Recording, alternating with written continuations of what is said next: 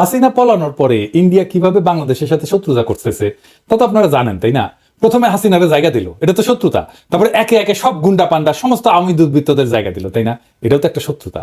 এই দেখেন নকিব আশরাফ চৌধুরী ইন্ডিয়ায় গেছে, বলতেছে 20 ফেব্রুয়ারিতে গেছে, সে ছাত্রদের আন্দোলনে দমাইতে অস্ত্র হাতে দমাইতে চাইছিল, সে নাকি দেশেই ছিল 20 ফেব্রুয়ারি পর্যন্ত। আবার ছবি দিছে ঢাকার সেরাটনে, জানি না এটা ঢাকার সেরাটন কিনা, আবার এই টাইমের ছবি কিনা।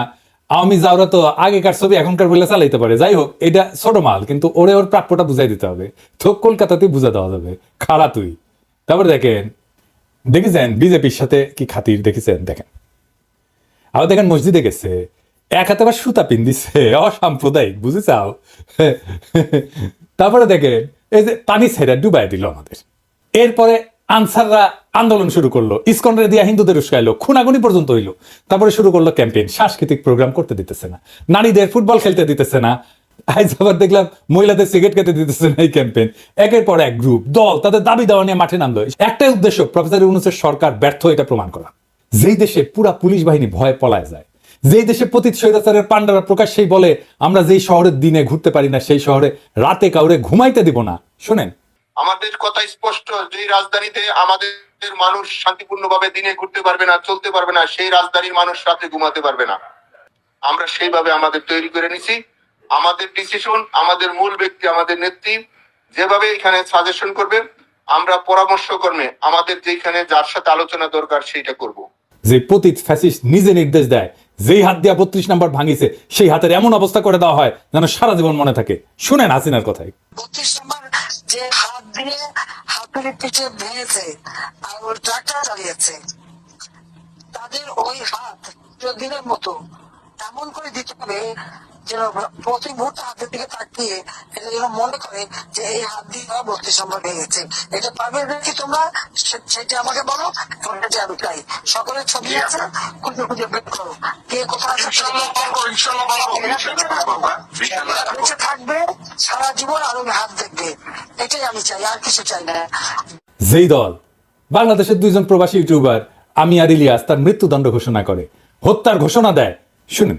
পিনাকি ভট্টাচার্য ফ্রান্সের একটা লয়ের কথা বলি, if you kill someone you don't need to death penalty, maybe life in the prison 10 years 12 years।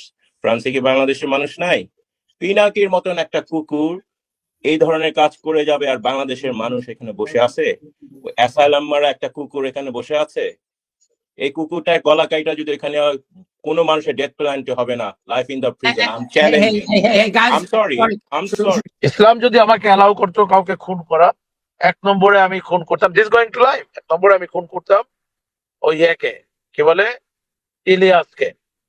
Is another talented but very deeply rooted within the wrong process and this Hasanat guy. যেই দল পেশাদার ডাকাত ভাড়া করে ঢাকায় ডাকাতি করে যেন নগরবাসীর মনে আতঙ্ক ছড়ায়, তাইলে এটা কিরকম অবস্থার মধ্যে আছে সরকার সেটা চিন্তা করে। সারা দেশে আতঙ্ক তৈরি করা হইলো, অপরাধ বাড়তেছে, বাংলাদেশ নিরাপদ না। প্রফেসর ইউনূস বলছে যে অপরাধ বাড়ে নাই, কথাটা সর্বাংশে সত্য না স্যার। ছিনতাই আর ডাকাতি দস্যুতা করলে বেচছে, আর সাধারণ মানুষ নিরাপত্তাহীন বোধ করতেছে। আর এটাই চাইতেছে আওয়ামী লীগ, এটাই চাইতেছে ইন্ডিয়া। সামাজিক যোগাযোগ মাধ্যমে ফেসবুক আইডি থেকে পেজ থেকে ধর্ষণ ছিনতাই ডাকাতির বিষয়ে গুজব ছড়ানো হইতেছে পুরনো ভিডিও, ফলে মানুষের মধ্যে আতঙ্ক তৈরি হইতেছে। কোন সূত্র ছাড়া অপরাধের মন গড়া কিছু পরিসংখ্যান সামাজিক যোগাযোগ মাধ্যমে তুলে ধরা হইতেছে। যেমন ধরেন 65 ঘন্টায় 72 ধর্ষণের ঘটনা ঘটছে, জনকণ্ঠে প্রকাশ করেছিল, ভাইরাল হয়েছিল সেই নিউজ। সেই দিনই ঢাকা শহরে কয়েকটা ঘটনা ঘটলো একের পর এক। এই জনকণ্ঠের চিফ অপারেটিং অফিসারকে জানেন? হ্যাঁ, মেজর হাফিজ, হাসিনার 1 নম্বর লেসপেন্সার। ছবি দেখেছেন? দেখেন ডিজিএফআই ছিল, মিডিয়ার ট্রাস্ট ছিল, দেখেছেন? এর সহকর্মী ভাবতে ক্যাঙ্কা লাগিচ্ছে মিডিয়ার লোকজন, উঠে যায় বসিছে। এবার বুঝেছেন তো জনকণ্ঠ কেনই নিউজ করে। আবার দেখবেন যে আমি কিছু কইলে জনকণ্ঠ ছেপে দেয়, সেটা ফটো কার্ড বানায়, বুঝেছাও? ওই আমারটা দেখে পাবলিক টানে, তারপর এইগুলা খিলায়, বুঝেছাও? আর কি পুরা ইন্ডিয়ান এস্টাবলিশমেন্ট মাঠে নামিছে, বিপ্লবী ছাত্র জনতাকে মব কইয়া তাদের দানবায়ন করা হইতেছে। বিপ্লবী জনগণ তো ঘরে ফিরে যায় নাই। আগে দেখেন এই যে বিবিসি কইতেছে মব প্রফেসর ইউনূসকে জিজ্ঞেস করে, দেখেন 32 নাম্বার নিয়ে প্রশ্ন করে, ওই কেন্দ্রে শেষ। বিবিসির কি রোল আমরা জানি না, পুরা হাসিনা আমলে হাসিনা লেসপেন্সারি করেছে। শুনেন, আরেকটা বিষয় নিয়ে অনেক আলোচনা হচ্ছে, সেটা হচ্ছে যেটাকে মব বা দলবদ্ধ বিশৃঙ্খলা বলা হচ্ছে, এবং সম্প্রতি দেখা গেছে যে এই বিষয়টা যেমন গণপিটুনির একটা বিষয় দেখা গেছে। কিছুদিন আগের কথা যদি বলি, বেশ কিছু ধানমন্ডি 32 সহ বেশ সারা দেশে অনেক ভবনে ভাঙচুর হয়েছে। তো বিপ্লবী জনতাকে কেন মব বলা হইতেছে এটা একটু আমাদের বুঝে দেখা দরকার। আপনাদের মনে আছে আমি বলছিলাম যে জুলাই আগস্ট বিপ্লবকে একটা সত্যিকারের বিপ্লব হয়ে উঠতে হবে, এবং সত্যিকারের বিপ্লব হয়ে ওঠার পরে বিপ্লব বিজয়ের পরে কিছু কাজ আছে, সেই কাজটা করলে এটা বিপ্লব হয়ে উঠবে। সেই কাজটা কি? রাষ্ট্রকে পুনর্গঠন করতে হবে। তো বাংলাদেশের এক শ্রেণীর মানুষ রাজনৈতিক দল, আমি আর নাম কইলাম না, এটারে বিপ্লব বলতে চায় না। এই বিপ্লব বলতে না চাওয়াটা একটা ভয়ঙ্কর পরিকল্পনার অংশ, এটা খুব সাধারণ বিষয় না। আমি একটু খুইলা বলি, শুনেন, তাহলে বুঝবেন কি ভয়ঙ্কর পরিকল্পনা এই রাজনৈতিক দল আর এই তথাকথিত বুদ্ধিজীবীরা করেছে। মুজিবের উৎখাত কি বিপ্লব ছিল? হ্যাঁ, অবশ্যই বিপ্লব ছিল। একটা স্বৈরাচারী ব্যবস্থাকে সশস্ত্রভাবে উৎখাত করা হয়েছিল, রাষ্ট্রের চরিত্র বদলায় দেওয়া হয়েছিল। বাকশাল থেকে একদলীয় শাসন থেকে বহুদলীয় শাসনে প্রত্যাবর্তন করছিল বাংলাদেশ, ফ্যাসিবাদের কবল থেকে মুক্ত পেয়েছিল। কিন্তু ইতিহাস কি 1975 15 আগস্টকে বিপ্লব বলে অভিহিত করে? না।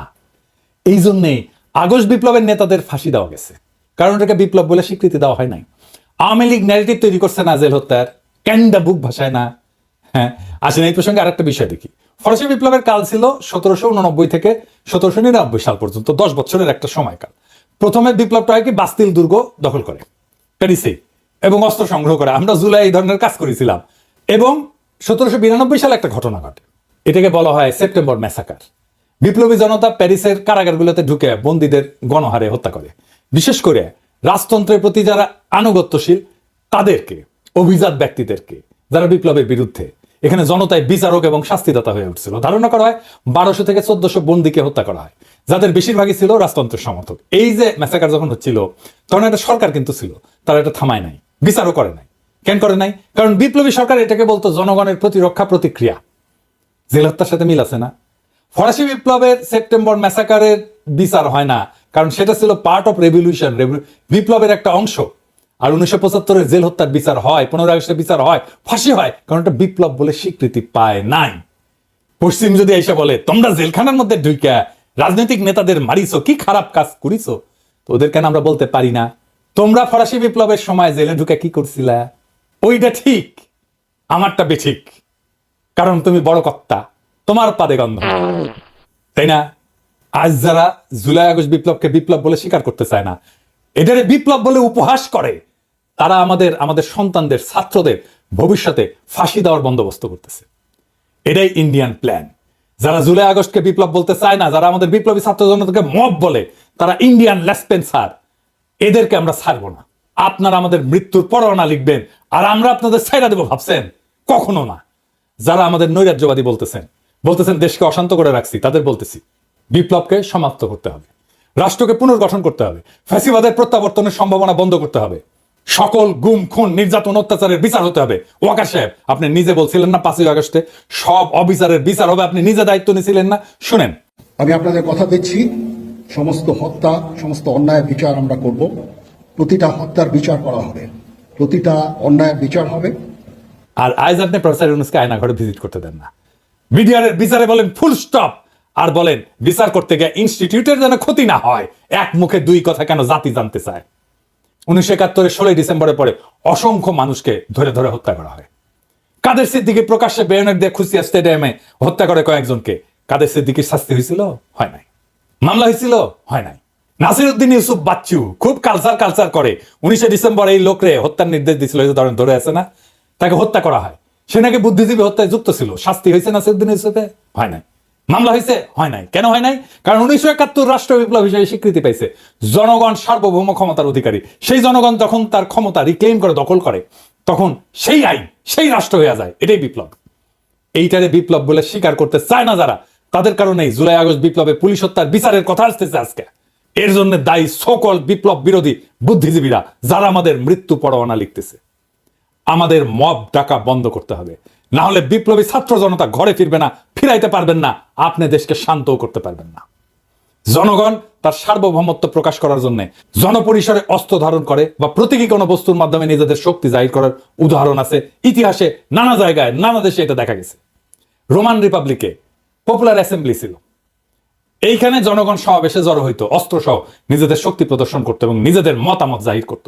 রোমান প্লেবিয়ানরা অস্ত্র সজ্জিত হয়ে রোমের ফোরামে সমবেত হইতো। লেনিনের বলশেবিক বিপ্লবের পরে কৃষক শ্রমিক মিলিশিয়ারা প্রকাশ্যে সন্দেহভাজন প্রতিপক্ষদের হত্যা করছে। আদালতের আনুষ্ঠানিকতা ছাড়াই জনতার শত্রুদের উপরে গণ আদালত বসায় মৃত্যুদণ্ড কার্যকর করা হয়েছে। বিদ্রোহীদের দমন করতে এবং নিজেদের ক্ষমতা প্রতিষ্ঠিত করতে বলশেভিকরা ব্যাপক মাত্রায় গণপ্রতিশোধ নিছিল। আমরা এখনো নেই নাই, আমাদেরকে এটা নিতে বাধ্য কইরেন না। সিনেম মাও সেতুং এর নেতৃত্বে বিপ্লবী লাল রক্ষীরা শ্রেণীশত্রুদের প্রকাশ্যে অপমান, নির্যাতন, হত্যা করত। এইটাতে রাষ্ট্রীয় অনুমোদন থাকলেও স্থানীয় পর্যায়ে বহু ঘটনায় জনতা নিজের হাতে আইন তুলে নিছিল। আমরা কি এই কাজ করেছি? করি নাই। তাই সাবধান করে দিচ্ছি, মব ডাকা বন্ধ করেন। ওয়াকার সাহেব, প্রফেসর ইউনূস আপনার বক্তব্য এন্ডোর্স করে নাই। সাখাওয়াত যে ওয়াকারের বক্তব্য এন্ডোর্স করছেন, সাখাওয়াত সাহেব এটা দেখেন, বিবিসিতে কি বলছে প্রফেসর ইউনূস শুনেন। আপনি নিশ্চয়ই জানেন যে সম্প্রতি সেনাপ্রধান একটি বক্তব্য দিয়েছেন, যেখানে তিনি বলেছেন যে অনেক বিষয়ে তিনি এবং আপনি একমত। তার মধ্যে তার একটি বক্তব্য ছিল যে সবাই একসাথে কাজ না করতে পারলে বাংলাদেশের স্বাধীনতা এবং সার্বভৌমত্ব হুমকির মুখে পড়বে বা এটা বিপন্ন হতে পারে। আপনি কি এই বক্তব্যের সাথে একমত? এটা ওনার বক্তব্য, উনি বলবেন। এটা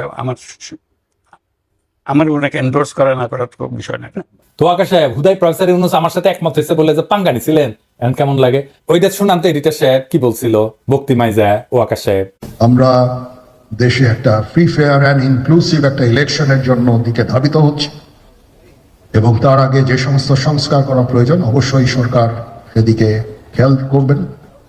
আমি যতবারই ডক্টর ইউনূসের সাথে কথা বলেছি, হি কমপ্লিটলি এগ্রিজ উইথ মি। এখন একটা ইন্ডিয়ান লাইন, সেটা হইতেছে প্রফেসর ইউনূসকে সরাইতে হবে। এই দেখেন রিপাবলিক টিভির মৌখ কি বলে, দেখেন। এই মোহাম্মদ ইউনূসকে যদি না সরানো যায়, ভারতের মঙ্গল নেই। শুনেছেন, এইটাই ইন্ডিয়ান লাইন। এই মোহাম্মদ ইউনূসকে যদি না সরানো যায়, ভারতের মঙ্গল নাই। এটাই ইন্ডিয়ান লাইন। তাই এখন লাগিছে প্রফেসর ইউনূসকে কিভাবে সরানো যায়, এটাই রাস্তা। যত দ্রুত সম্ভব নির্বাচন দেওয়া যায়। তাহলে কিভাবে এটা অর্জন করা যাবে?